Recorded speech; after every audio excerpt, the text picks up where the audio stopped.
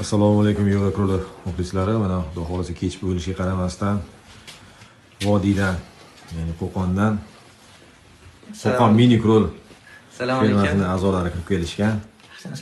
Basbro fermasiga. Ro'parasi 1 yil oldin akamlar syomkaga borgan. Xuddi shuncha xonam bor. Bir plan qilaman deyishgan edi. Rasa 1 yildan keyin biz ko'rishgan. Nima bo'ldi? O'ta bir nima deydi? Buni quyonchining tilida aytganda tasvirlab bo'lmagan dizayn bo'libdi. Ya'ni ko'chada oddiy odamga qarasa, oddiy quyonxona bo'lishi mumkin, lekin bu o'sha soha ichidagi nima deydi? Anaqa 5 yulduzchalik gastinisaga kirgan bo'ladi-da quyonlar. Vashi dahshat bo'ldi, juda go'zal chiqdi.